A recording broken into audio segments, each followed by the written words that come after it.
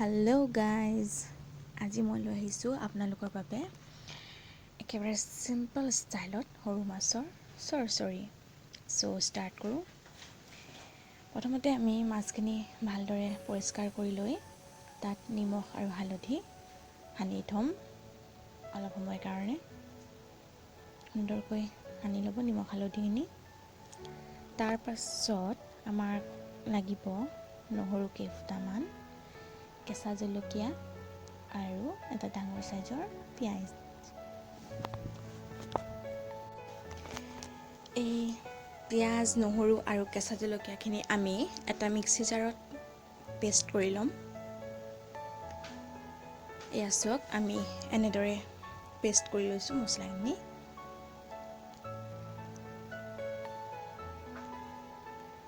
তাৰ পাছত আমি এটা কেৰাহীত অলপমান মিঠাতেল ঢালিম।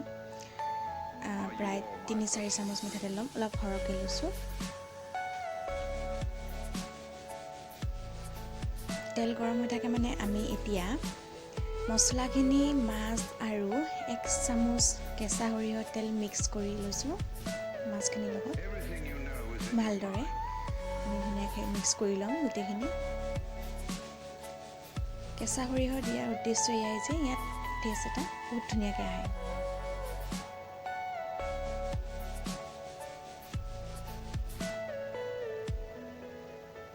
ধুনীয়াকৈ মিক্স কৰি ল'ব।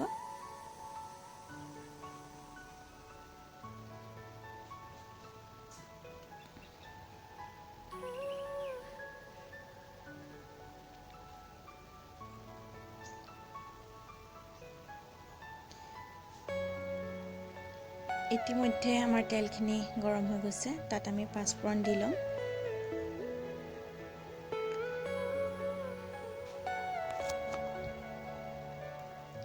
এতিয়া আমি সেই মিক্স কৰি লোৱা মাছখিনি ইয়াত দি দিম।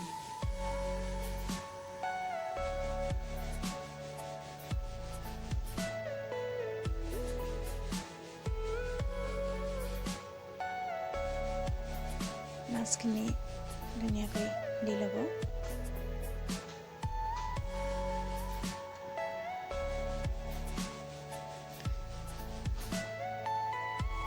মাছখিনি আমি এতিয়া কেৰাহীত সুন্দৰকৈ মিলাই দিছোঁ।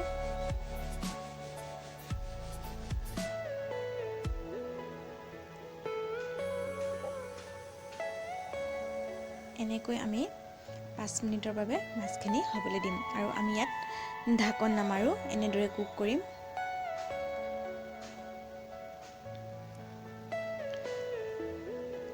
আফটাৰ 5 মিনিট আমি মাছখিনি অলপ হিলাই দিম।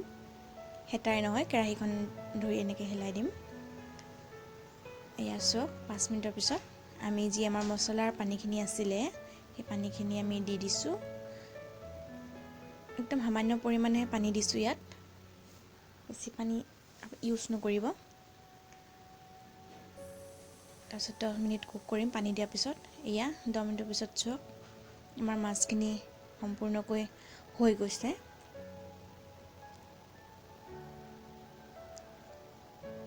দেখিছে নিশ্চয় ধুনীয়া লাগিছে নহয় জানো? এয়া আমাৰ ফাইনেল ডিছ। চাওকচোন কিমান ধুনীয়া লাগিছে, খাবলৈও বহুত সোৱাদ। আৰু আমি ইয়াত বিশেষকৈ একো মছলা ইউজ কৰা নাই, শুকান মছলা একো দিয়া নাই। অকল আমি ইয়াত নহৰু, পিঁয়াজ আৰু কেঁচা জলকীয়াৰ সৈতে বনাইছোঁ। চ' ইয়াৰ টেষ্ট বিশেষ এটা। আপোনালোকে ঘৰত নিশ্চয় ট্ৰাই কৰি চাব আৰু কেনেকুৱা হৈছে মোক জনাব কমেণ্ট কৰি। আৰু মোৰ ৰেচিপিটো যদি চাই ভাল পায় তেন্তে প্লিজ লাইক কৰিব আৰু শ্বেয়াৰ কৰিব নিজৰ বন্ধুবৰ্গৰ মাজত, আৰু মোৰ চেনেলটো ছাবস্ক্ৰাইব কৰিব। চ' আকৌ লগ পাম নতুন এটা ৰেচিপিৰ সৈতে। আজিলৈ ইমানেই, ধন্যবাদ, বাই বাই।